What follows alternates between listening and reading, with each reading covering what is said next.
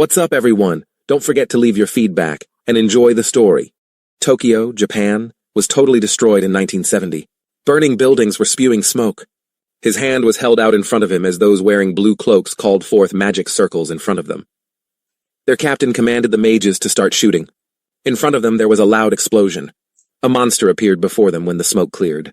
This could not be because the enemy had not even been scratched, the man murmured, widening his jaws in terror. Shaking in terror, a troop of tall beasts strode along the street with fires burning behind them. This was the end, the mage said. There was a ball of fire in the monster's paw. Suddenly he was hit by a surge of energy. In order to withstand the blast wave, the people put their hands over their heads. They eagerly anticipated seeing what would happen. The black-cloaked man held up his hand. A blue aura enveloped his body. Gazing back, the mags' faces lit up with smiles. The white-haired man complimented them on their hard work.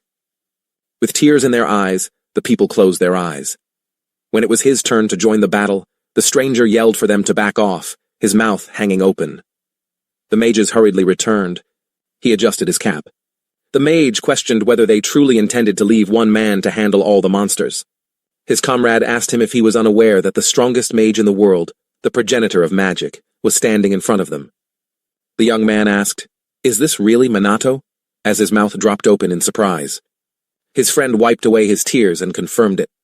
Ash was flying above the strongest mage, and smoke was behind him. He was surrounded by monsters on all sides. A flaming paw swung from one of them. Declaring that it was too late, the boy struck him in the face. Something flashed brightly in his hand. The enemies were hit by a powerful wave of purple energy. The monsters' bodies were consumed by flames. The young man beckoned to them in a playful manner. The monsters' faces were lit by the light emanating from his hands. A great number of monsters were found all over the world one day. They were advancing through the city's streets in a threatening march. This phenomenon was dubbed a disaster. Although the military used machine guns to fire at the monsters, human weapons could not defeat them. However, people learned how to use magic at the same time that these creatures appeared. It was the sole means of combat. The young men were confronted by magical circles. The 10-year conflict between humans and monsters is still going on today. Demon beasts were vanquished by magicians using spells. In a cloud of dust and smoke stood the ancestor of magic. Without him, the world could not be saved by the first and most powerful magician. Around him, enemies' bodies are consumed by flames. The main characters were drawn to a bright glow. The head of the monsters, a pink-haired, winged girl, was frowning in the sky. Minato became aware that a first-rank devil was standing in front of him. He sensed a powerful force and an oppressive atmosphere as he looked up at the sky. With a stone embedded in its forehead, the monster glanced up and wiped his chin. There were too many wounded in his ranks, the man believed. The devil leaped to the side and came close to him. A bright wave of fire was avoided by the young man. A fierce assault smirked past him. The 14th rank monster abruptly chose to proceed, according to the progenitor of magic. A magic circle materialized before the monster's gaping mouth. It emitted rays that shimmered in various hues. The protagonist recognized that the enemy was using the synthesis of magic when he put his hand in front of him. A stone wall covered with tree branches materialized in front of him, one of the 6 elements. It was struck by a strong energy wave, gritting his teeth. Minato tried to resist such an incredible force. Under the pressure of energy, the stone wall collapsed. Seeing this, the guy opened his mouth in amazement. A fiery explosion was heard in the sky above the city. The boy's body fell down. He managed to regroup in midair. Eventually, the progenitor of magic landed on his feet, blood running down his cheek. A devil appeared in front of him, engulfed in dark energy, squinting. The protagonist realized that he was facing a very powerful monster, and that victory would not come so easily. Numerous bright lightning bolts appeared around the monster opening his mouth. Minato said that he had no choice. Behind him, a clump of blue energy materialized. Several magic circles appeared in front of his hand as 2 streams of amazing power collided. The boy reasoned that rank determines strength in magic. The number of magic circles determines rank. The owner found himself under a dome of magic circles as they surrounded him from all sides. The boy believed that the creature in front of him could only use a maximum of 14 ranks. The boy frowned menacingly and held up his hand. He believed he could make use of 15 ranks. His hand slammed hard against the floor. The city was illuminated by a bright flash. 15 men should be ranked to make room. The girl in charge of the monster was overcome with energy. There was lightning in the air. A wasteland quickly developed in the city. The monster's head, which had a stone in its forehead, broke up into a variety of colored pieces. The father of magic collapsed to the earth. He believed that the boss had been vanquished and the disaster had been averted as he gazed up at the sky. But he had used up all of his magical reserves. The protagonist grinned and believed that his life had been good and that he had died a good death as the strongest magician. 𝘁𝗵𝗲 shut his eyes. His body was still beneath the sun's dazzling rays. The spirit departed from his chest. It rose into the sky. Particles of light flew around it. The spirit went somewhere at the same time. Over the city it flew.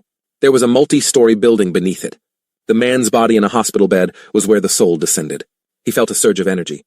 A blaze erupted in the boy's chest. The glow abruptly went out. The hand of the patient shook. As he looked at his hands, the boy leaped from the bed. The young man pondered how, if all of his magic was gone, he had survived. He scanned the ward, trying to figure out how this could have happened. The main character raised his hand and inquired as to what was happening. 𝘁𝗏 asked who he was, pointing to his image in the mirror. The patient's name was written on a sign on the hospital bed. The nurse and doctor announced their arrival as they entered the ward. The boy was surprised as he looked around. The man's neck was free of the bandages. The doctors' mouths dropped open in disbelief at what they saw. The patient's body had absolutely no wounds. The doctor was shocked that he was in critical condition after the accident, but had already fully recovered, and assumed that he was healed by holy magic. The boy placed his hand to his chin and discovered that the healing process was automatic. He was assisted by the nurse in putting on his shirt. The main character said that he had run out of magic power. Surprised, the man inquired as to what they were discussing. The doctors exchanged worried glances after learning that it was because of a fight with monsters during the catastrophe. The doctor asked the patient to state his name and the year while bending in his direction. Raising his eyebrows, 𝘁𝗏 said his name and said that it was now 1070. The man sat down in the chair beside him and realized that he had lost his memory as a result of the accident. Clasping his hands together, the doctor said his real name and that it was now 2022. When he heard this, the man opened his mouth in astonishment. He could tell this was not a lie by the serious look on the man's face. On the table was a television. The young man was taken aback by how thin it was and how clear the image was. There was a calendar with the date next to the TV. The main character thought he had never seen anything like the tablet in the nurse's hands and tried to figure out what kind of tiny device it was. 𝘁𝗏 became aware that he had indeed traveled to the future as he looked down in bewilderment. The doctor raised his hand and stated that the catastrophe had been stopped by humans 50 years ago and had not recurred since.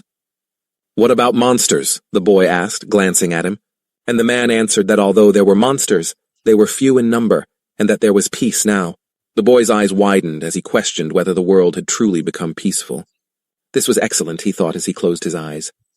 The strongest mage had conjured up numerous magic circles around himself, frowning after the progenitor of magic had perished in a conflict with the devil. The doctor clarified that the patient could not be the man pursing his lips because he had given his life to save the world 50 years ago during the great global disaster.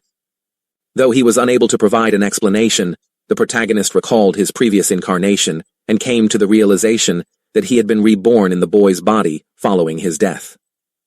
The sun hung over the apartment complex a few weeks later. 𝘁𝗏 went into the flat.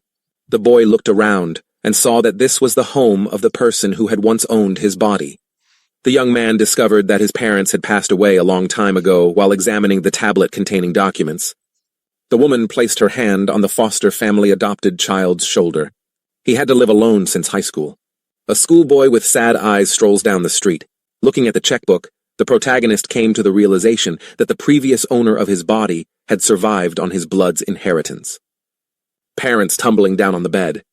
𝘁𝗏 believed that his reincarnation was either a result of chance or God's providence, because there is no such thing as the magic of soul transmigration. He had a student card in his hands. Academy of Divine Magic was written on the blue stripe. The man believed that people in his time did not have the means to establish such a school. He thought this was pretty interesting and got out of bed. The phone vibrated in the bag by the bed. The young man took it in his hands and noticed that he had been called, but he was unsure of how to use it. The protagonist squinted and concluded that it didn't matter anymore. 𝘁𝗏 tossed the telephone away. The telephone dropped to the ground. The screen displayed a furious message from 𝘁𝗏 urging his classmate to come back to the academy. As they entered the courtyard, The students gathered in front of a massive castle. The Academy of Divine Magic caught the boy off guard. He grinned, relieved that people other than kids could go to the school squinting. This was excellent, the young man thought. In his hand, the green-haired boy conjured a magic circle. A tiny ball of fire struck the mannequin. The student frowned, trying to figure out what sort of magic it was. The main character pondered the nature of the power. The blonde extended his hand. A thin aura clutched his head, covering the bodies of the people walking by. Minato reasoned that the limit must be sagging in disappointment. Since these individuals constituted less than a tenth of the highly skilled magicians of his era, he reasoned that this could not be the case. As magicians, he didn't think these guys would be sufficient. The man lowered his head and moved forward, reasoning that since this is how degradation happens, it must be a drawback of establishing peace. Second class was written on the sign outside the classroom. The boy pushed his chair back, assuming this was his seat, and took a seat at his desk. The student asked if he had any allies, finding it as fascinating as if he had been able to travel back in time. Behind him, someone was reaching into his pockets. Tadano inquired as to how his classmate could have disregarded his message. The protagonist asked him who he was, looking back. The boy's eyes grew wide with rage. The bully pointed to his classmate and asked if he had truly been forgotten while using his foot to topple the chair. He was insulted by the student, who remembered the phone and raised his index finger. According to Minato, he recalled and thought it was his comrade who was reaching out. The bully grabbed him by the collar and claimed that his classmate had mixed something up. Since he had left a respectable inheritance from his parents, the student insisted that he give him all of the money. The student's eyebrows went up when he saw that the body's previous owner was being shot. To discipline him for his arrogant behavior, the classmate swung his fist. A blue-haired girl came into the classroom and said hello to everyone. She was glowing all over. She had a smile on her face. Her jacket had a badge dangling from the collar. She had a skirt that hung over her knees. Tadano reddened as he saw her frown. To deal with his classmate, he pledged. Afterward, the bully left through the door. On the green board was information about a major worldwide disaster.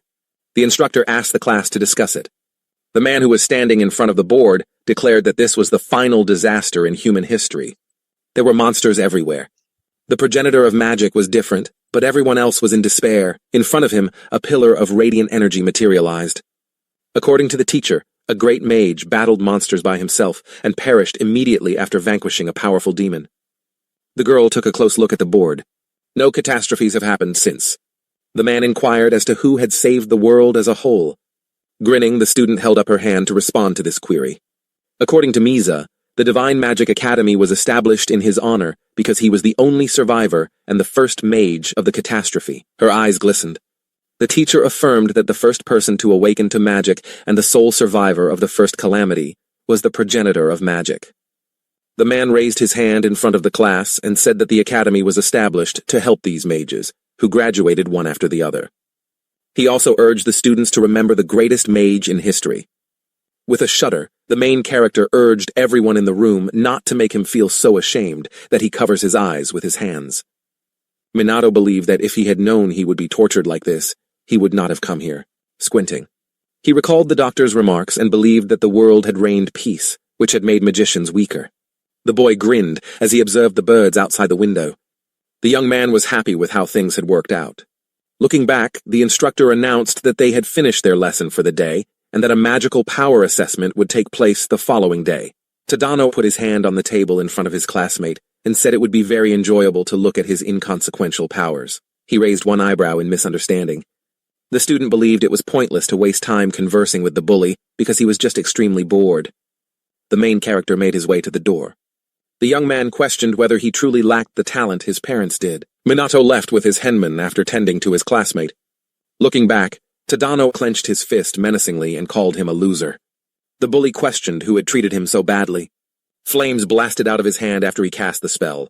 As the students' mouths dropped open in terror, the blond boy sent a wave of fire forward by asking if his classmate truly wanted to use magic in the classroom. The boy wished his classmate dead. As the other kids dispersed, the young man remained still. 𝘵𝗲 hurried to keep her classmate safe. The student's face was in range of the fireball. There was a loud explosion in the classroom. The pupils frowned and closed their eyes to block out the glaring light.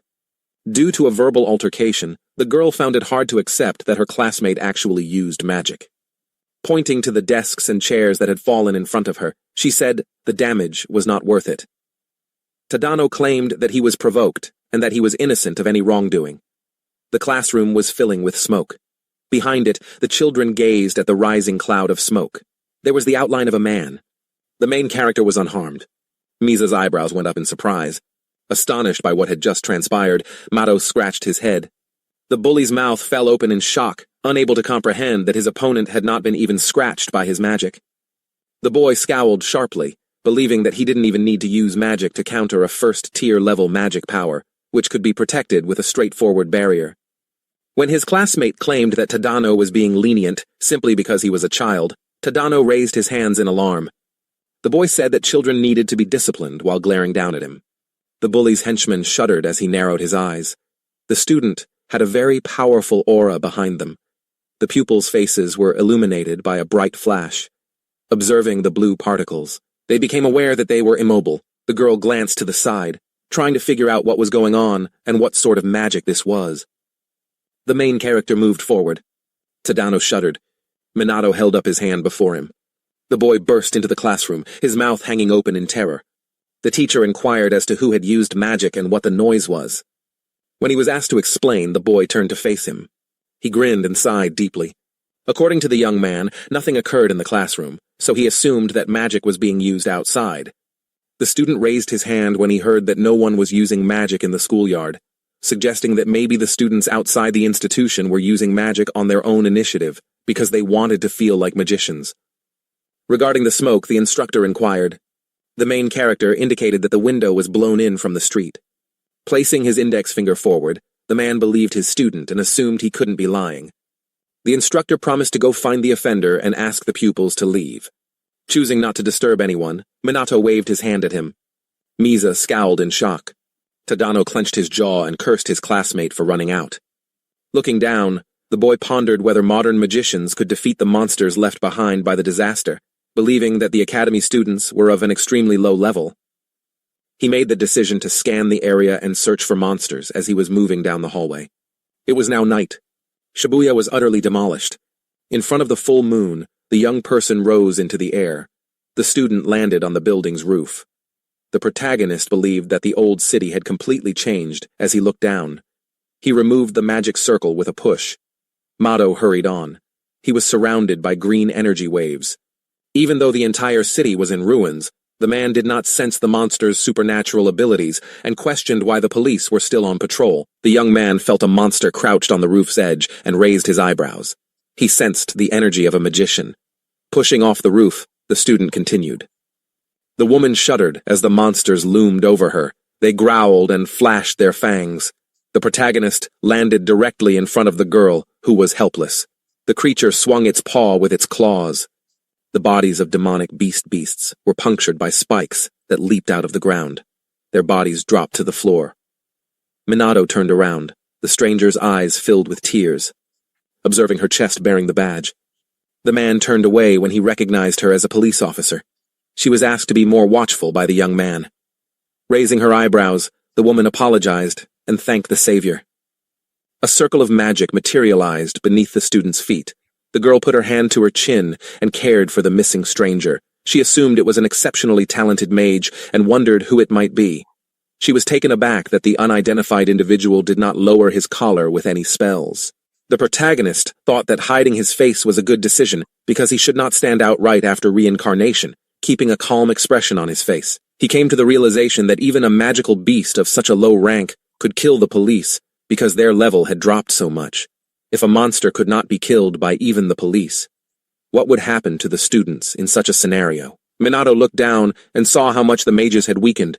The man pursed his lips tensely. His face lit up with a sudden smile. The young man looked up at the sky and realized that, even in this day and age, people still needed his power to run magic circles over the city. The student believed that eliminating all of the local monsters should be his first course of action. The instructor pointed to the odd gadget and declared that a magical power assessment was scheduled for today. The man looked at the students and explained that they should not undervalue this issue if they wish to practice magic professionally. They must accurately measure their magical power and determine what element they possess. The protagonist, with his mouth open in amazement, could not believe that they would not be able to ESS power without this device wiping his forehead. Minato believed that all magic that came his way was based on the sensation of magical power. 𝘵𝗲 asked him to move aside so they could speak. The other pupils were shocked to see her frowning while speaking to a classmate. The girl identified herself as a family's second daughter, of magicians of the nobility. The guy, raising his eyebrows in confusion, asked what this meant, spreading her arms. The student, who pictured a curly-haired girl wearing a dress, was shocked that her classmate was unaware that her family was at the top of the four-element aristocratic magicians. The young man thought that there was no such thing in his time, and that he did not know the last name of his classmate. The student's eyes narrowed as he noticed 𝘵𝗲's blue aura. For the 𝗟𝗲𝗴𝗲 of a family of exceptional magicians, the protagonist believed that her level of magical ability was too low. The girl frowned sharply and questioned why her classmate did not value the person he was fortunate to have in his life. He gritted his teeth and spoke. Tadano scratched the back of his head in annoyance at an outsider conversing with a classmate. Monado inquired as to why the noble woman from a magician's family had come to him with a hand on her chest and her eyes closed. As the daughter of a noble family of magicians, the student made an effort to uphold her dignity. She frowned and reasoned that there had to be a reason why her comrade had been struck by a magical blow, but had not been hurt. 𝘵𝗲 stated that she wanted to discuss yesterday's events while crossing her arms. The remaining pupils were asked to attend the ability evaluation by the teacher. With a broad smile, the boy approached the machine. Tadano summoned a clot of energy in his hand and declared that it was his turn. The girl hardly grinned, believing that she would be able to comprehend his strength after the evaluation. He put his hand on the enormous crystal. Something inside it caught fire. The student's element was fire, and he was clenching his fist when the system voice declared that his magic power level was 1000. The bully put his hand to his chin, happy that his level had gone up since the last time. The boy believed that the current numerical standard was the same as it was 50 years ago. When 𝘵𝗲 was called, she came forward. An aura of blueness enveloped her body. She touched the crystal with her hand. Water droplets started to form inside of it. Her element was water, and her magic power level was 2000, according to the system voice. The teacher and the other pupils both winked and opened their mouths in surprise. According to Tadano, they had the best rates among the students this year, meaning they had a good chance of becoming skilled magicians. The girl restyled her hair with pride. The students eagerly anticipated this. According to the student, his friend was born with the ability to use fire magic. The girl watched in admiration as her friend gaped. The protagonist was perplexed by the fact that the level, which at the time was marginally higher than the beginner's rate, was regarded as the best among all the pupils, smiling. This, 𝘵𝗲 believed proudly, was the real strength of her family. Monado thought he could no longer look at her arrogant face and turned away from her. As he approached the device, the man shuddered upon hearing his name. The pupils exchanged glances. He consistently produced the worst outcomes, according to someone. In contrast to his magical abilities, the blonde added, he consistently received good grades on academic tests. Tadano grinned, believing his classmate was going to make a fool of himself. Before 𝘵𝗲. Thinking that her friend's magical power couldn't be greater than hers, the girl wanted to know as soon as possible. The young man paused before the apparatus and gave it a tense look. He considered whether it would be better for him to cheat or draw attention to himself once more. His classmates kept a sidelong glance at him. The pupil touched the crystal with his hand. Around him, multicolored energy glistened. The room was illuminated by a bright flash. Grinning, the main character made the decision to use all of his strength in order to find out if this instrument could gauge the great saint's magic. A tremendously potent accumulation of energy was visible to the students. The whole castle was illuminated by a brilliant light that rose into the sky. At that moment, the girl seated at the desk shuddered. This energy was felt by the young man who was resting on the bench. With her eyes wide, Nova inquired as to what was going on. The counter's numbers were changing frantically in surprise. The crystal developed a crack. From the castle, a pillar of light exploded into the sky. A tremendous amount of energy was emitted by the crystal. The students were suddenly confronted by a loud explosion. The boys shielded their faces from the glaring light by covering them with their hands. The student's mouth dropped open in surprise as he saw that the crystal had broken the pieces of rose into the air, revealing multicolored energy standing in the center of an ash and dust cloud. Even though he hadn't fully strained himself, the protagonist was shocked that the device had broken. Monado pondered whether any of the battered students had actually possessed the makings of a mage, and whether any of them had sensed his power. The teacher walked over to the students who were seated on the floor and inquired about their well-being. The girls approached the boy and said they were all right. The man inquired about his well-being. Despite being at the center of the explosion, the boy responded that he was fortunate. The teacher put his hand to his chin and said, "It was the first time I saw a measuring device break, and assumed that it had some kind of defect," as he looked at the device's wreckage. Since he had yet to determine his student's level of magical power and element, the teacher pondered what they should do at this point. Placing his hands in the pockets of his pants, the student inquired as to the nature of the issue. The man clarified that they needed to assess the student's skills first, because they intended to teach combat in a class where they would be split up into groups. Tadano was using a towel to wipe his neck. The instructor inquired as to whether they could include a classmate on their team. The boy was regarded with contempt by the bully and his goons. He stood up with a smirk on his face. They would be delighted to take him in, the boy said. According to the teacher, he always knew that he could be counted on to approach a classmate. Tadano stated that he would be anticipating it. Shibuya's old city was in ruins. The areas severely damaged during the worldwide disaster were still inhabited by monsters. Down the street walked a magical beast. At the time, Shibuya was deserted, and the local animals were routinely wiped out by the police and magicians. The students were listening to the teacher explain something. The man, who was looking sideways, stated that the academy's students ought to help the police as well. Professional magicians had already slain the majority of the monsters, so the kids could relax knowing that there weren't many monsters left. The main character, standing among the other students, expressed surprise that the academy was using actual battles in their classes, and questioned whether or not the students could defeat a group of monsters, even if they cooperated. As he looked around, Monado recognized the location from the previous evening. The creature sat in a pitch-black room. Even though he believed he had wiped out all the monsters, magic was still present. The enchanted beast parted its lips.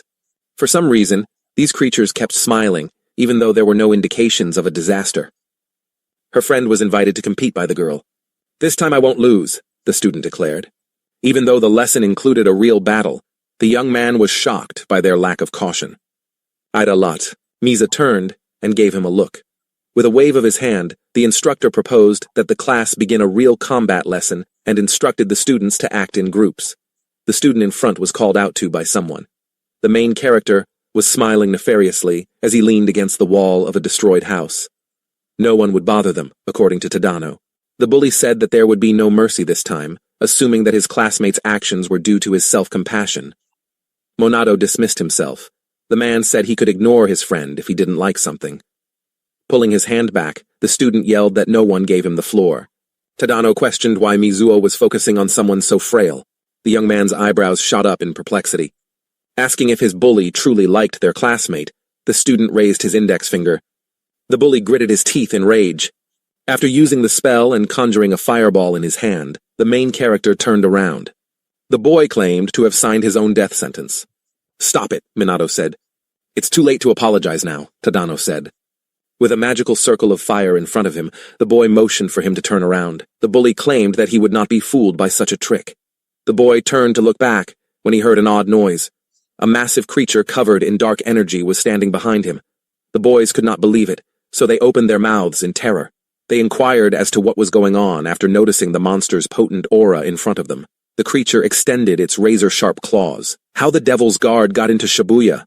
the student inquired. The henchmen pointed at themselves and questioned, horrified, if their friend could take it. According to Tadano, it was simple for him. A stream of flame erupted from his grasp. The monster was struck in the chest by the flames. The bully announced that he was finished after wiping the perspiration from his chin. It made his friends very happy. The smoke cleared. As it happened, the monster had not been scratched. The boy noticed and gave a tense smile. Behind him, the protagonist believed there was no chance of victory when facing a first-ranking devil guard. The creature advanced a step. The pupils trembled in terror. Tadano dropped to the floor. The monster's shadow hung over them. The bully believed they were going to die. His eyes filled with tears. His trousers got soaked. The devil guard swung his paw and leaped on him. He stopped abruptly for some reason. In front of him stood Monado.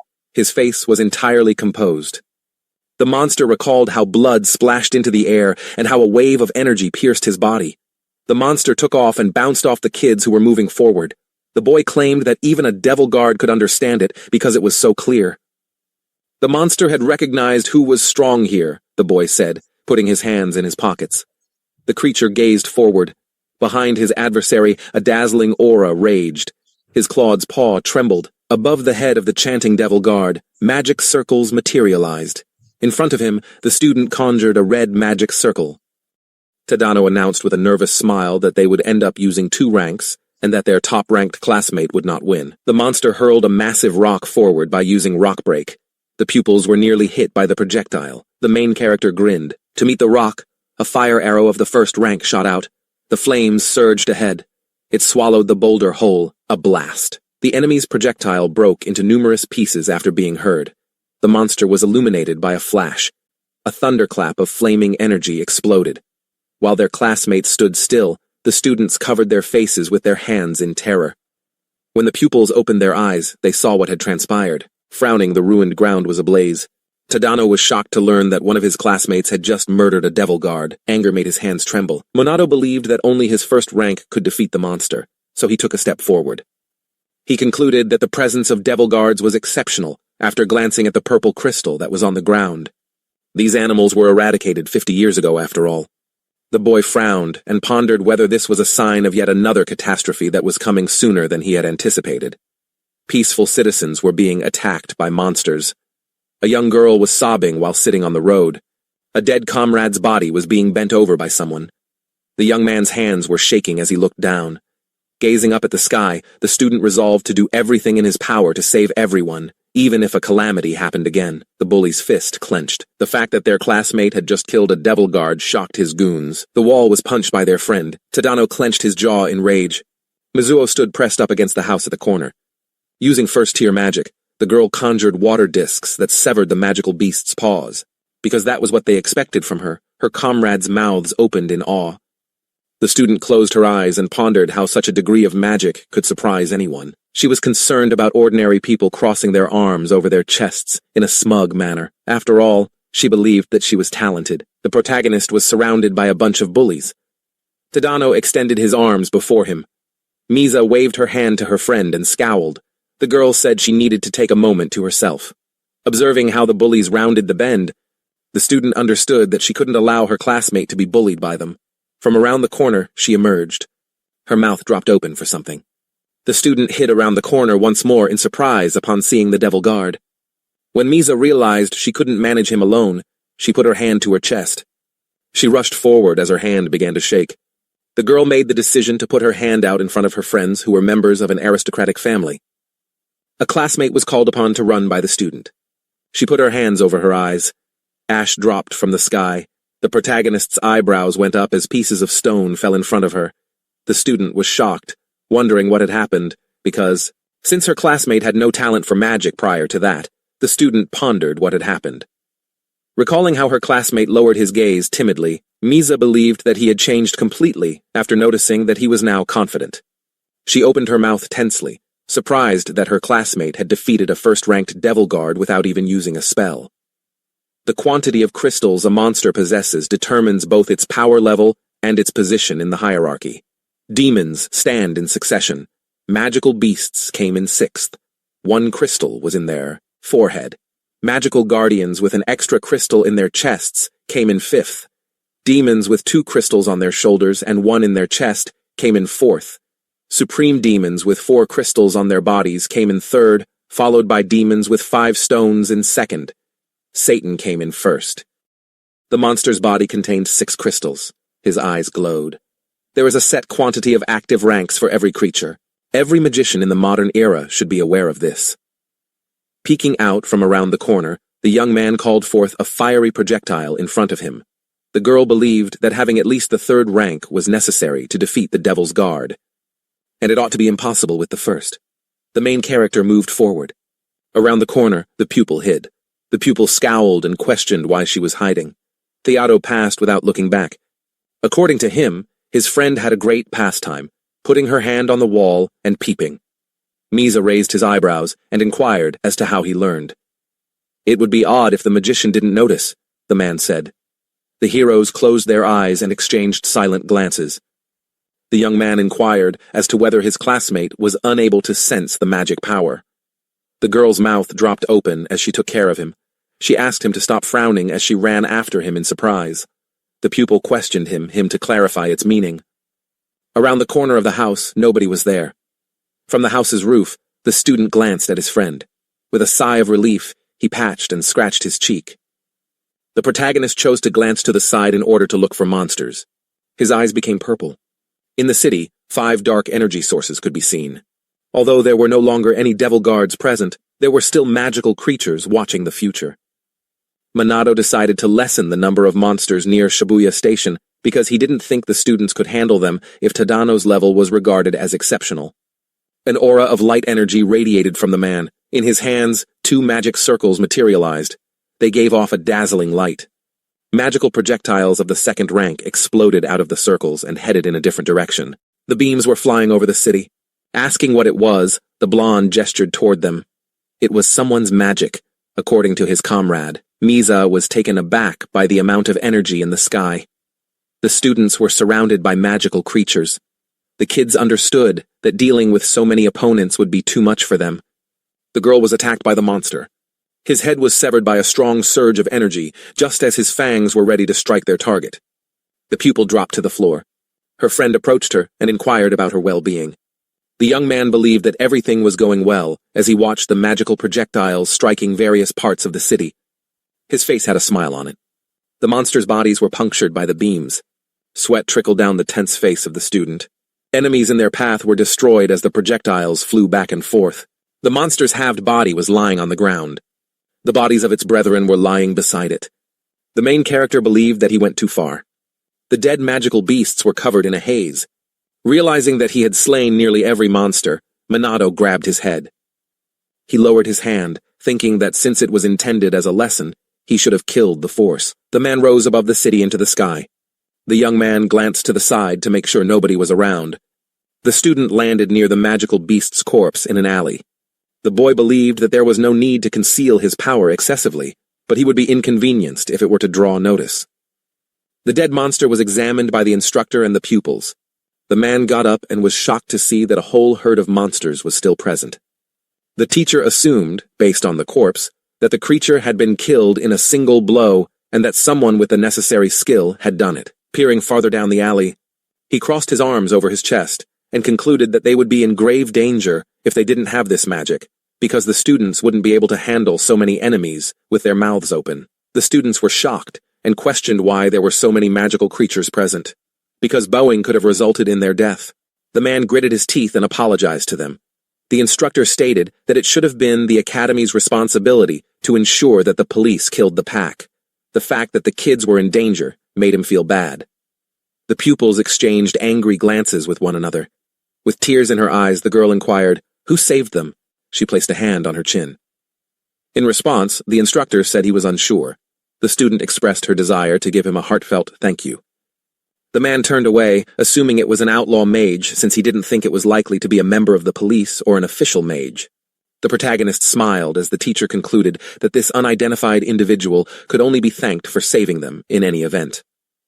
The students talked about the magic they had just witnessed while standing in the center of the destroyed city. He was staring at their classmates' back with his goons. Sadly, the man believed they were likewise unharmed. With a stern scowl, Mua considered that her classmate had killed a devil guard in the 1st rank. She pondered whether he was also responsible for the immense amount of magic, recalling her shocked expression. The student recalled how, a while back, she had gazed up at the sky in disbelief and believed that her classmate couldn't possibly possess both fire elemental magic and non-elemental magic because no student could possess both. 𝗵𝗲 concluded that it couldn't be, and that someone else had to have employed non-elemental magic. The girl was taking care of her classmate and questioned who he was that could defeat a devil guard. The young man moved forward without a word.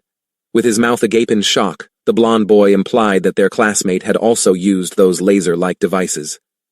However, according to his friend, he couldn't be raising his hand.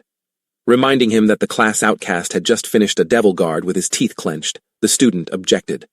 Tadano pleaded with him to stop talking and threatened to kill him if he didn't. The boy's brows furrowed in terror. The bully held up his hand, implying that something was clearly amiss and that their classmate could not possibly be that strong. His friend implied that the blonde boy was acting strangely when he crossed his arms and nodded. The boy, scowling angrily, claimed that the misfit was not being fair and vowed to tear off his mask when school let out. The student strolling along a city street. A throng of academy pupils materialized before him. Tadano came from the opposite direction.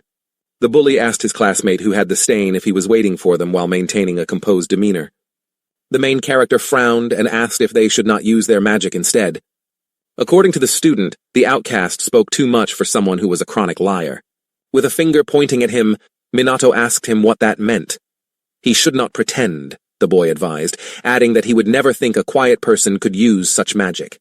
The boy's mouth dropped open in bewilderment. Seeing that there was no use in attempting to communicate with them, he lowered his head inside. Tadano called him over and turned away, crossing his arms over his chest. The bully said he wanted to give him credit for staying put. He extended his arms. Swinging his fist, the boy clarified that there was no need to run. The student told him that magic was useless in combat and advised him not to act as though he could do anything he wanted. The pupil pointed his fist at his fellow pupil. He was directly in front of the main character. The pupils started punching each other. Tadano grinned and claimed that his opponent was powerless without magic, one after the other. The bully furrowed his brows and declared that the outcast would be done and didn't even need to try to apologize. He struck the barrier of protection in front of Minato with his fists. Mado assumed that his magic would work on its own to prevent him from getting hurt because green waves were passing through the barrier from the blows. The boy stood quietly where he was, thinking perhaps he ought to act as though he had been struck. Someone asked the students why they were beating up their classmates. As she heard her, 𝗵𝗲 crossed her arms menacingly. Tadano paused and turned around. With a tense smile, the bully claimed that they were merely enjoying themselves. The girl came up to them and admitted that she was aware of the boy's bullying of her classmate. She knitted her brows and asked sharply if it wasn't embarrassing for the Magic Academy students to harass him. The boy gritted his teeth and backed away in terror. He believed that his classmates' anger toward him was due to the outcast. The student suggested that they leave here, taking the main character by the hand. Tadano's mouth dropped open in surprise. Noticing that they were holding hands, his eyes were filled with despair. The bully kept saying the same thing, blaming the quiet person for everything. Astonished, his goons opened their mims. The boy raised his hand and started chanting a spell after shouting this phrase once more. Indifferently, Minato raised his eyebrows. The bullies chose to kill him after conjuring a magic circle in their hands. 𝗵𝗲 asked what they were going to do as she looked back. From the magic circles, flames erupted. The girl asked her comrade to use caution as she held out her hand. In front of him, there was a dazzling burst of energy. The student screamed while covering her face with her hands. There was no way to cheat after that, Tadano said with a sly smile. Is that a good idea? The blonde man asked. Since the boy could actually die, his brows were furrowed in fear. They had nothing to fear, the bully retorted. They had just unintentionally used magic outside of school, the young man said, narrowing his eyes. The boy had just been in the wrong place at the wrong time, and it had gotten out of hand. Their mischief was going too far, according to a voice from the rising cloud of smoke. Standing motionless, the student explained that he had previously ignored it because he thought it was childish behavior. Only a club could correct stubborn people, he said, glancing at the boys from beneath his brows. With his brows knit, Matato claimed that his classmate had endangered both the girl and himself. It was all their fault because they shouldn't have looked down on him, the bully said angrily. He yelled that he would attack until his opponent perished, and conjured a magic circle in front of him. Raising his index finger, the boy rayed. Before him, a tiny magic circle materialized. The boys asked why it was so small, smiled, and laughed. They sent waves of fire in his direction, while yelling that the enemy would undoubtedly perish this time. The boy used a magic drain with his mouth agape. On the tip of his finger, a magic circle sprouted long vines. They encircled the perplexed pupils with themselves. Their legs went numb, and their bodies went limp instantly. Vine in the magic circle began to glow. The boys were squatting down next to Tadano, unconscious on the ground. The protagonist hoped that the bullies would at least realize that he had only sucked out a small amount of magic, and that it had already dried up. Little Mizu's eyes widened in surprise, as she wondered what exactly had happened, what kind of magic it was, and why her classmates had fainted. Nado stood up and tossed his bag over his shoulder. He was asked to stop frowning by the girl. She inquired as to what sort of magic was causing her to extend her hand in front of her. The student raised her index finger and inquired as to what the magic accomplished. Before that day, the girl inquired as to whether her classmate had ever mastered magic. The student clenched her fist and inquired as to his identity. Thinking that it would be extremely difficult to explain why he was closing his eyes, The boy averted his gaze tensely. She ought to have said something else, the boy said. Thanking him for saving her, Nisa blushed and gave him a shoulder hug. She placed a hand on her chest. She requested that her comrade respond to her inquiries. Noticing that he had disappeared, the girl closed her eyes and asked, displeased, where her friend had gone. A full moon hung over the ancient city of Shibuya as night fell. Off the green magic circle, the student bounced. The main character landed on a tall building's roof edge. He saw the magical beast and the devil guard on the ground with his eyes closed and a blue aura swirling around him. Monado wondered what all of this meant when he discovered that the monsters they had wiped out during the day had come back to life.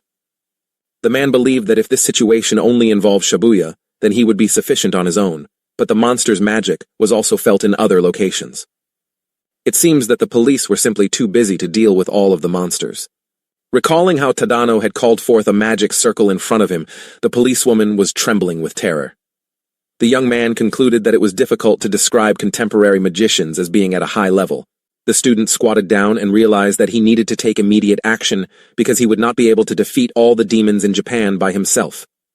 The protagonist made the wise decision to jump from the roof onto the green magic circle in order to avoid drawing undue attention and to just clear the surrounding area. He called forth magic projectiles that descended toward the city's streets. The magic stones on the monsters' heads were broken by bright rays. The man claimed to have gotten extremely inebriated today as he was strolling down the street. A magical beast stood behind him. The creature parted its lips to eat its victim. Matado attacked him to keep the villagers safe. The inebriated stranger turned to face back. The man struck around the corner after pushing the monster's body away. The man believed that he had just seen the sounds appear around a corner. Nothing had been noticed by the civilian, the young man realized. He lifted himself into the air with magic. Someone was using a phone to record it. Grinning, the blonde concluded that he had done a great job. The phone screen displayed an admiring comment, along with a preview of the video. The principal was sternly knitting his eyebrows as the students stood in front of his desk. According to the instructor, yesterday, they were told that outside of school, the academy students had employed magic. They couldn't overlook this problem if this were the case. The protagonist was completely composed. He was accompanied by Misua. They were asked to describe the actual events. Tadano pointed at the bully while clenching his teeth in annoyance. The bully claimed that their classmate had initiated the altercation and that they had not used magic. Monado was perplexed, wondering how this man could be so blatantly dishonest. As he looked at the man, the boy realized that he could not keep quiet any longer, and that he would have to give an explanation. When someone claimed that these statements were all false, the pupil's jaws fell open. The girl opened her mouth wide in anger and scowled in surprise. She yelled that the bully and his pals were the ones who had first used magic and had harassed her classmate. The teacher raised his eyebrows in surprise and inquired as to whether this implied that the boy had also used magic. The student said that her friend had done nothing wrong and that she was defending herself by raising her hand in front of her. Her words caused the boy's eyes to widen in surprise. Misa urged Tano to keep quiet as he spread his arms and wanted to claim that they had done nothing. The girl turned to him, referred to his jeering as unthinkable, and inquired as to whether he wasn't embarrassed to place the blame for his actions on an innocent person. The bully, squinting his eyes, declared that their classmate was wholly unfit to the academy's standards and recommended that he be expelled. Leaning in her direction and grinning, the student responded that he was the one who didn't belong at the academy, giving him a stern look. The guy claimed that no one else could defeat the girl and that he had the best results throughout the entire course. Misa retreated and inquired about their topic while grinning wildly as the classmate took a step forward. Since someone like their classmate couldn't defend her, Tadano urged her to think things out. With tears in his eyes, the bully asked her to be his girlfriend. The student said he could only keep dreaming while turning his head away.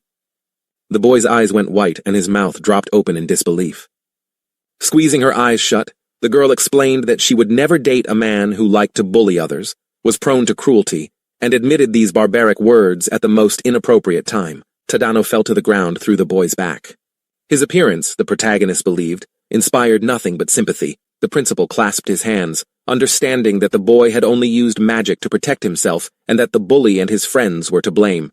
The old man raised his eyebrows and said that those who used magic for their own selfish ends were not needed at the academy and would be banished with their jaws agape. The students questioned how, if they were only doing as their friends said, this could have occurred. The teacher apologized to the other students and told them they could leave while keeping an eye on them. The principal's office was indicated by a sign on the wall. An irate Mua remarked that it was extremely low of their classmates and that she hadn't felt so outraged in a long time as they were walking down the hallway. When they were expelled, the main character questioned what would happen to them.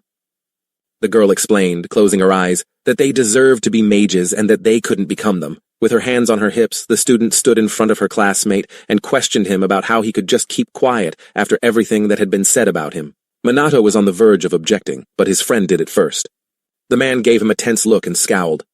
𝗵𝗲 scratched his chin and inquired as to what was wrong. It seemed to the boy that she had previously assisted him. He had a flashback of the girl running to his head. The girl was standing around the corner in another memory. Standing in the principal's office, the student scowled. She was grinning after assisting a classmate during the real battle lesson.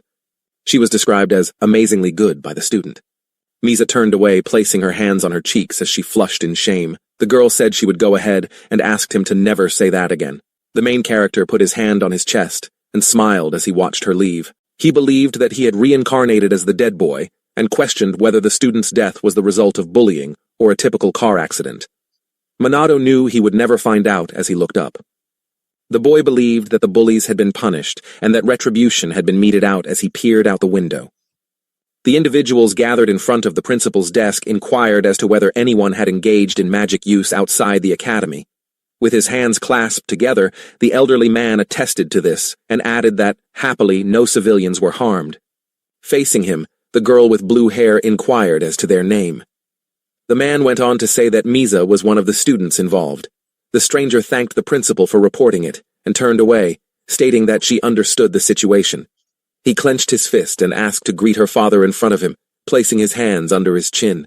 The girl said that her father was still interested in funding the academy and urged him to maintain his composure. As they departed the office, they talked about how the boy might be stronger than them as they walked down the hallway together. She was very interested in him, the stranger said. The other pupils gave them admiring looks. "What should we do?" the boy asked. The girl frowned and covered her eyes with her hair after deciding that they had to find out how powerful this student was. Ruka went on to say that she also had to make a decision regarding her sister's departure from school. Ruji smiled and remarked that it sounded intriguing. The protagonist reflected on the enduring nature of peace while he rested his head on the desk. A black-clad mage was seen raising his head in a video that the students were viewing on their phones. A man in a hood was seen on the phone screen walking into the classroom. The instructor yelled at him.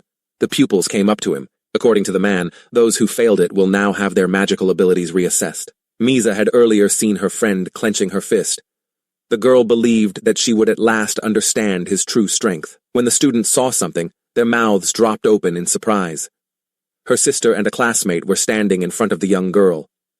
The student scowled anxiously, wondering why Aruka had come to this location.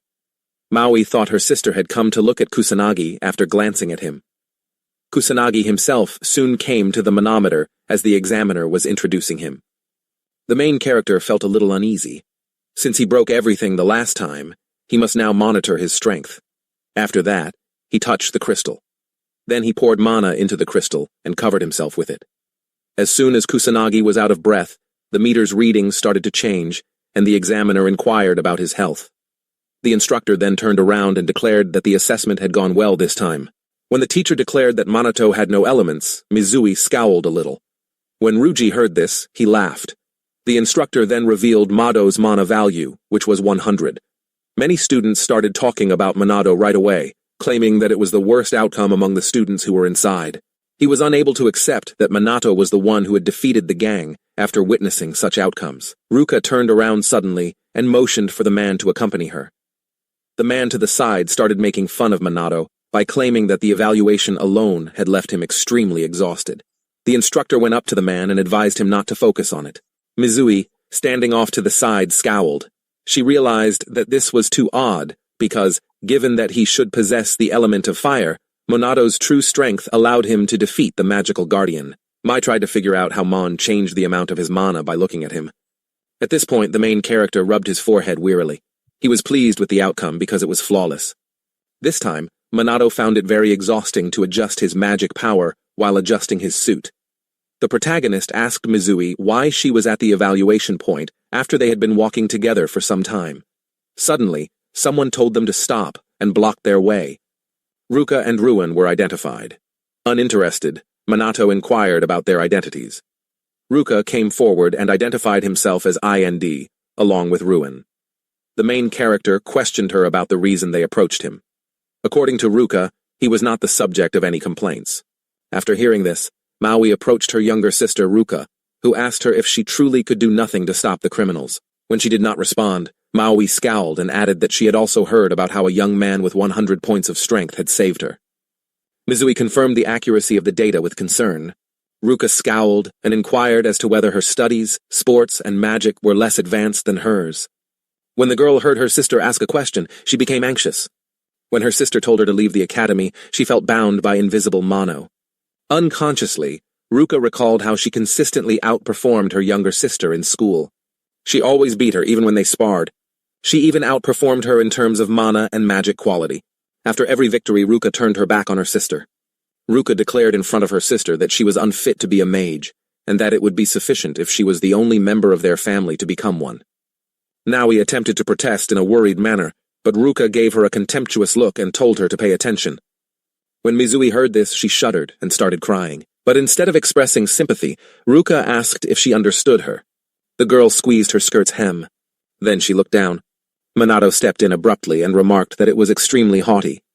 Ruka asked the man what he had just said while glaring at him. Without allowing the interlocutor to speak, the protagonist grinned and informed Ruka that she was leading a non-stop monologue. That was conceit. Ruka said it was a family conversation, and the words of an outsider meant nothing, while glancing at the man, not grinned, stating that it was an order rather than a discussion. Ruka let out a startled, angry scream.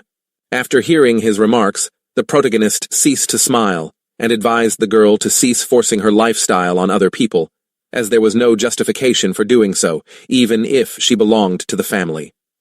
Ruka grinned and remarked that her sister was not gifted with magic and had never been defeated.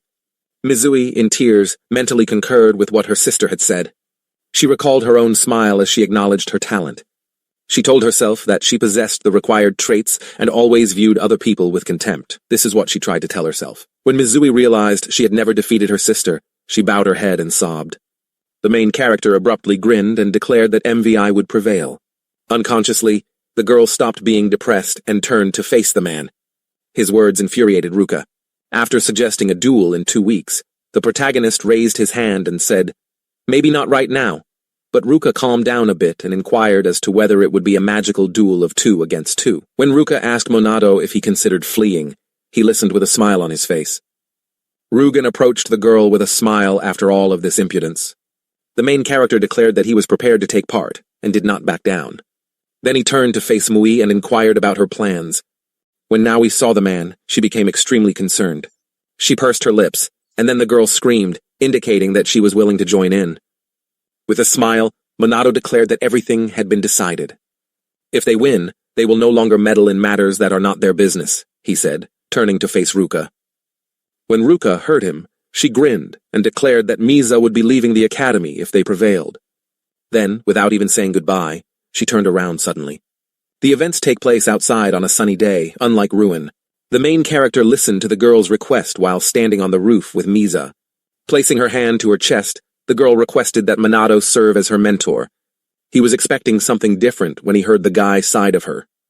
The man reminded him that he is the weakest mage, and that his magical power is only 100 when he was called to the roof and attempted to escape. Calmly, Misa informed him that he was concealing his power. When he heard her, the main character was a little surprised. The girl said, a little concerned, that he had made a deal with her sister, because he knew how to get stronger. Thinking that people like her always see things in black or white, Minato turned away. She thus incited him to a fight. Mui abruptly bowed and began pleading with him to be her mentor. With a sigh, Minato concurred. After getting his approval, Mizui stood up. The girl listened with pleasure. The protagonist grinned and turned to face Mui, as Minato instructed her to pay attention and follow his instructions. When the girl asked him so passionately, he was powerless to say no. Reversing direction, when he was already considering a location for training, Mizui, feeling a little ashamed, offered to hold the training at her home after Minato informed the girl that they would begin today. We are brought to Mizu's home by the events. The protagonist observed that the girl's house was enormous as he looked around. Mizui suddenly considered bringing a boy home for the first time while she was warming up. After that, she quickly turned away in an attempt to persuade herself that nothing odd had happened. Matado declared that it was time for them to begin after pausing his survey of the area. Perplexed, Mizui questioned Minato about why he had addressed her by name. He called her by her name because, according to the protagonist, who was a little perplexed, her family shared a last name. When Mizui heard it, she felt a little sad. Seeing this, the main character proposed referring to her by a different name if she wasn't happy. Mizui, however, objected right away. The main character grinned as he heard her and made the decision to approach the girl. She was asked to define magical power by the Proust. Mizui grinned and explained that magic requires the body's internal energy. She smiled as she explained that the spell was a program that automatically transformed magical power when the main character questioned her about it. Into magic, Monado inquired as to whether intent could be used to boost magical power. Without ceasing to smile, Mizui stated that it was not possible because the limit of magical power is set at birth, and its growth ceases at a specific age.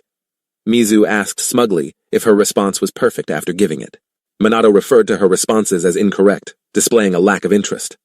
Muhit, on the verge of tears, questioned how this could be. The protagonist was a little depressed because he found it hard to accept how uninformed modern magicians are. After raising his hand, he informed Mizui that the spell has an auxiliary function and that magical power is present in both nature and bodies. With the aid of intent, it is quite possible to increase magical power. "It can't be," Mui screamed, "because if it were, the science of magic had advanced to other heights." Monado said, closing his eyes, that he would explain the topics they had discussed, even if she didn't believe him now. Matado, who was standing behind the crouching girl, instructed her to release the magic power as she sensed it. She had to say it. Mizui asked if it was possible to feel it while glancing at Monado. He responded by telling her that she wouldn't be able to grow stronger if she couldn't sense it. The protagonist touched the girl's back after saying that. He abruptly released more mana a moment later. The whole space was filled with his mana. Mui felt something and let out a sudden scream. The protagonist claimed that it was the perception of magic when she glanced at him. Mizui asked, "Is this what's under the sensation of magic?" with a gentle shake of his shoulder. The main character straightened up and declared that this was precisely what was happening, as she would be able to recognize and perceive the magical power of natural objects if she had the ability to sense. "I can handle everything standing behind me," the girl said with a smile. It appeared that Mizui lacked any talent for magic events, and Minato believed that everything only came together after the flow of magical power. "Give us a week's notice," Mizui screamed in outrage, claiming that nothing was working. Nado felt depressed. Even after practicing diligently for a whole week, the girl was still unable to grasp the fundamentals of magic. When the man said he would redirect the magical flow, Missy turned to face him. He then placed his hand on her back once more. The girl opened her eye after a while. Her eyes went wide with surprise. She cried out, claiming to be able to see everything already. The hints of magical power in the air pleased her. Mizui was amazed that she could see Ma when she looked at her hand. She then turned to face Minato, hoping to catch a glimpse of his mana, but after a close inspection, she tried to figure out why his mana was so subtle because she did not see a lot of it. By complimenting her, the guy made the girl feel ashamed. The main character pictured how to use the spell and stated that once she had mastered the ability to sense mana, she needed to master its control and that it was crucial to keep an eye on how much was being used. Her main task was to use mana as efficiently as possible, Monado said, extending his finger. First of all, if she used up all of her mana, it would eventually be replenished and grow in quantity. There should be no control issues since she learned to perceive mana, the man said, glancing up at the sky. He then asked, closing his eyes, what was different from what was commonly understood about magic. However, as if she couldn't believe it, Mizui abruptly cut him off by declaring her total faith in him. Matado grinned, made the decision to proceed to the next phase, and instructed Mizui to prepare for combat. Then he told the girl to attack him after removing his suit. She decided to demonstrate her full potential and jumped to the side right away. She created water discs a moment later, which hurried to Minato right away. He created a wall and quickly got in their way.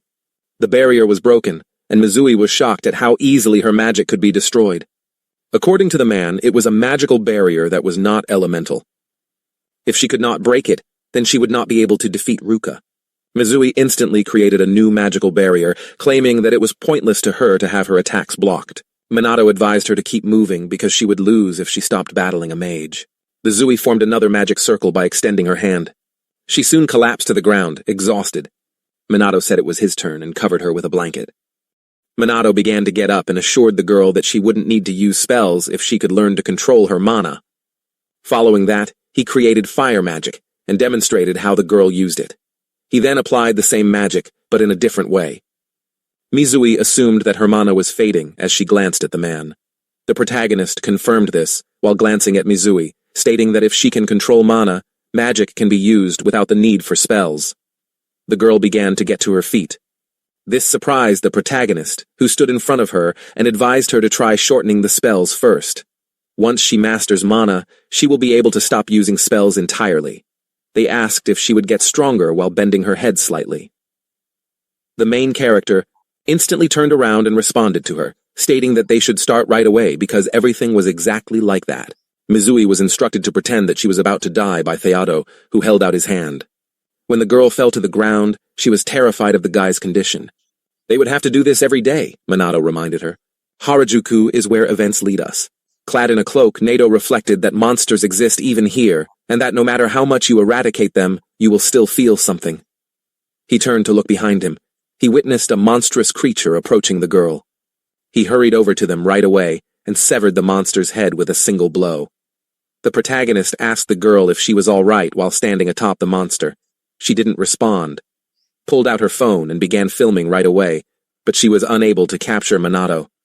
He leapt to his feet instantly. He pulled the hood on. Angry, he didn't anticipate that the girl would start filming him right away. Minato chose to wear a mask without even saying thank you while flying. The following time, on the morning of the following day, 𝗵𝗲 collapsed once more. She had just finished an intense workout and was trying to catch her breath. The protagonist in front of her believed that, despite some progress, it was not particularly noteworthy, and that there were just a few days left before the competition. The guy realized she was losing at everything as he looked at the girl. Nuya's lips were pursed. When the main character said she could give up, she hardly got out of bed, and claimed that she was constantly compared to her sister, and that she had already given up a lot without ever surpassing her. With a sharp scream, Nisa declared that she would never abandon magic as a result of her. Calmly, Minato stated that she would not be able to win at this pace. When 𝗵𝗲 screamed and asked Minato to listen to her even more sternly, the man grinned and said he wouldn't hold back. The girl stood in a stance and grinned. After the protagonist started explaining the spell's procedure to her, 𝗵𝗲 attacked Minato once more, and by evening, the protagonist was forced to carry the exhausted girl. The next day is where the events take place. Minato grinned and congratulated Mui on a job well done. Mui collapsed to the ground, celebrating her accomplishment. The main character grinned and complimented the girl. When she heard him, she only grinned. We followed the events leading up to the magic competition day. The main character glanced off into the distance and was a little taken aback when he failed to identify the individual. They were surrounded by a throng of people. Numerous reporters requested a brief explanation of the impending duel. The main character was curious about what was going on and walked with Mizui. She clarified that people's interest was naturally piqued by her family's struggle. Minato cast a sidelong glance, thinking that the magic aristocracy's eminence was the cause of everything. We see which Minato asked if it was all too much as the events take place in the arena. In response, Mizui said that magical duels are an event because they don't happen very often. Minato looked at her after hearing her response. When they were told they were going to the arena, Mizui jumped up, but she trembled a lot. The main character merely grinned and advised her to try her hardest. Following his remarks, the girl gazed at the man in awe. Then she grinned. She then proceeded to the arena with assurance. Mizui called Minato an amazing person in his mind as they walked to the arena. She soon found herself facing her sister. Calmly, Ruka asked if she truly believed she could win. She then folded her arms across her chest in anticipation of a response. Mizui became irate and declared that she was positive of it.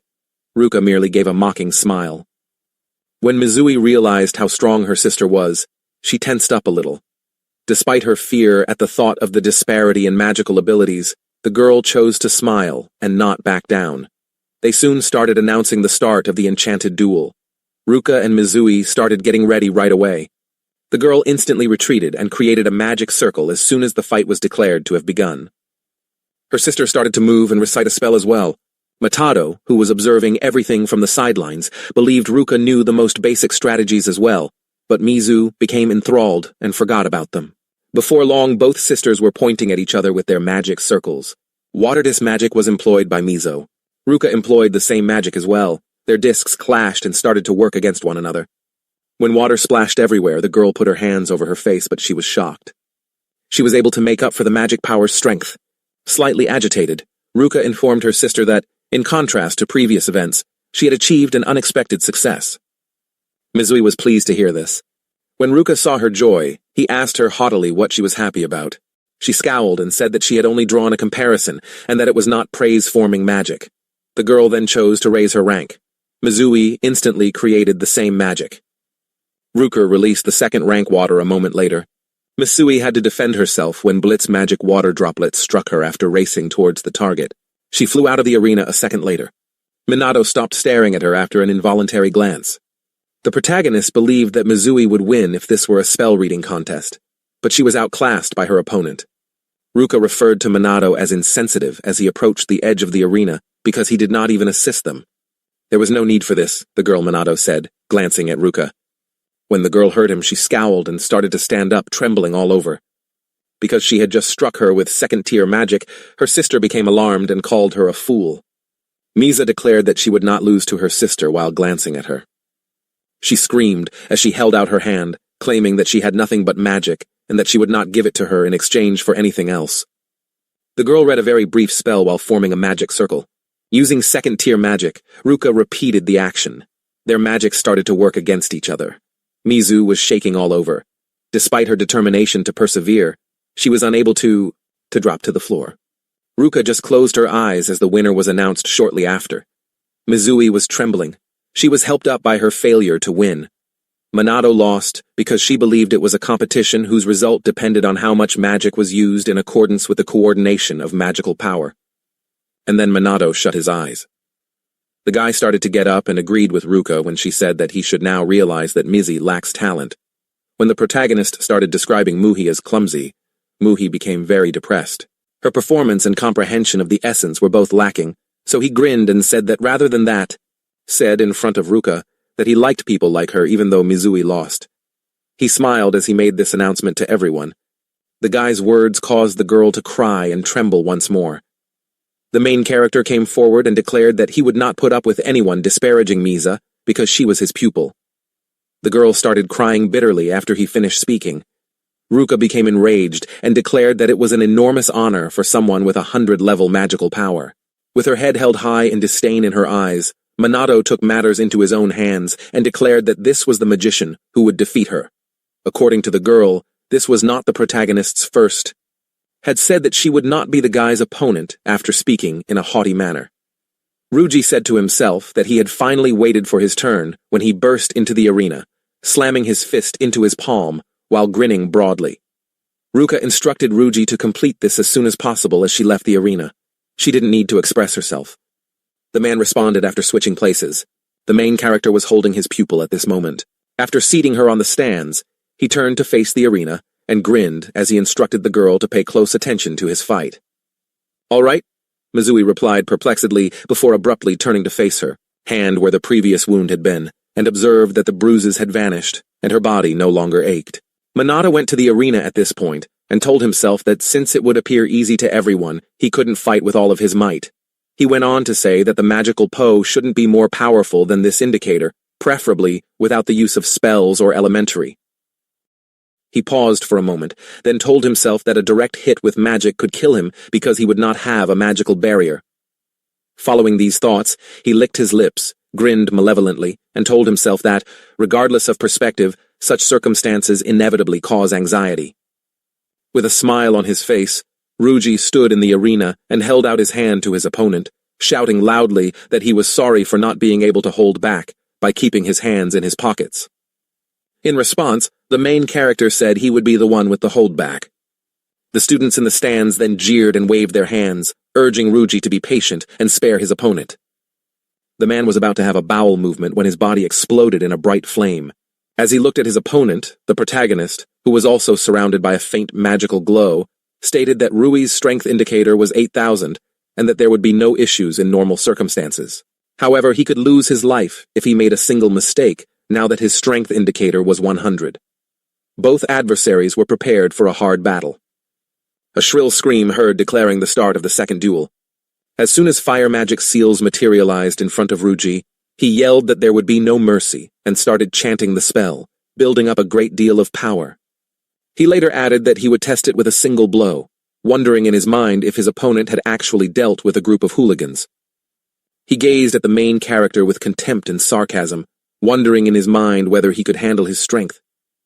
Abruptly, a powerful magic attack flew into his head, causing him to scream loudly and fall to the ground too late. The protagonist said coldly, standing with his hand outstretched in the shape of a gum. Seeing this, the students and the stands who were rooting for Ruji were shocked and did not understand if this was really the end. The end. The referee shouted loudly, adding that the victory went to participant Minato. The protagonist stood over his opponent, who was unconscious. On the floor, Ruka immediately rushed to his friend, sat on his knees, and said in his head that Rui lost consciousness from one blow, adding that she did not even hear Minato chant any spell. What kind of a scam was this? She asked in her head in surprise. When Ruka demanded that he finish quickly, Minato abruptly walked past the girl while putting his hands in his pockets. The girl was overcome with anger upon hearing this.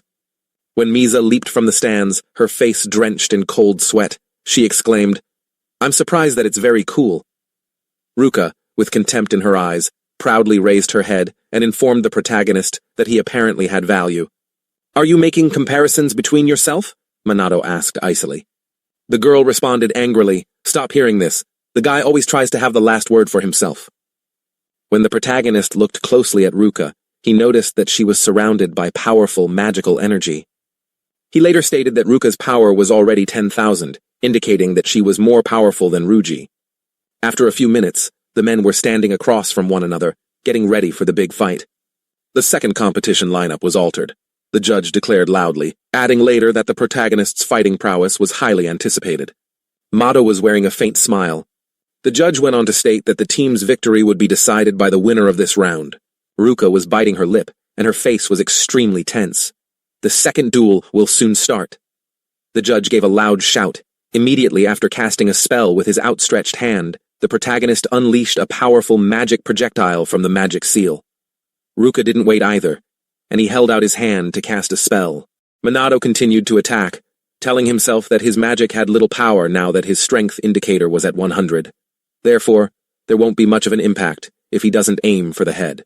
Ruka defended herself by covering her head with her hands. Suddenly, she recognizes the moment and attacks with a powerful water projectile, extending her hand sharply.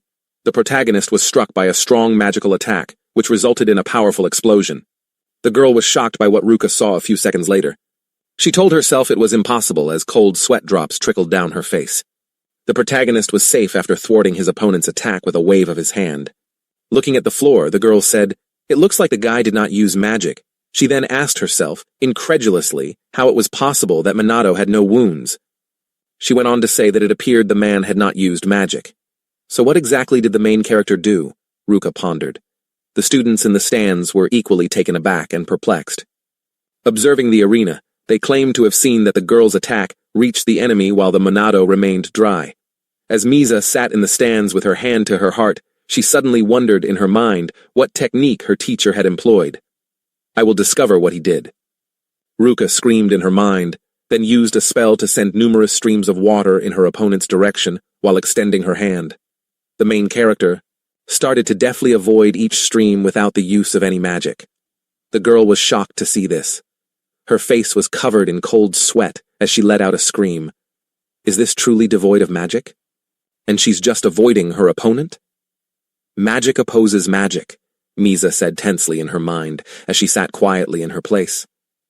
Although there is a difference in strength, the protagonist reduces it a little because if you do not do this, it will obviously be dangerous, she added.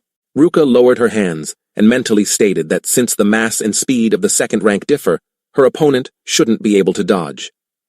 She then inquired as to whether the main character is frightened at all.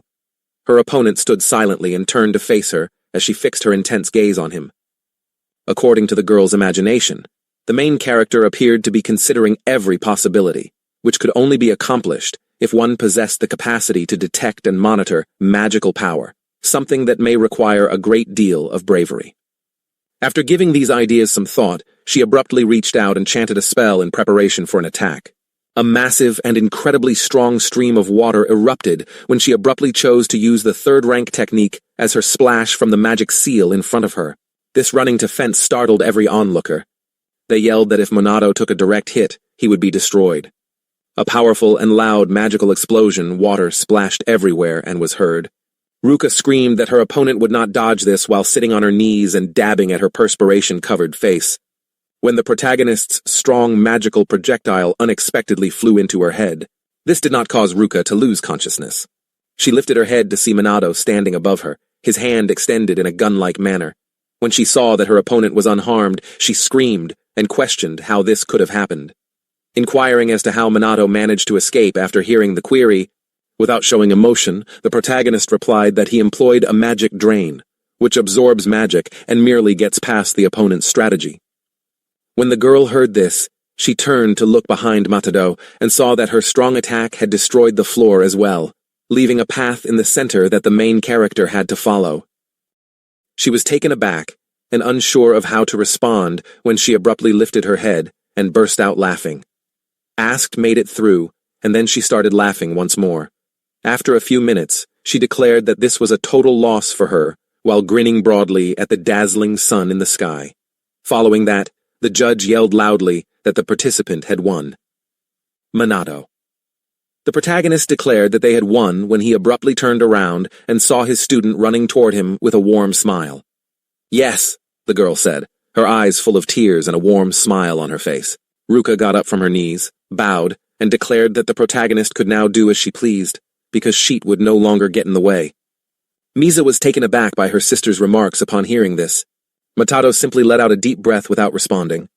He then abruptly turned around, scratched the back of his head, and remarked that Ruka had apparently given in, adding that 𝗵𝗲's bruises were fairly minor.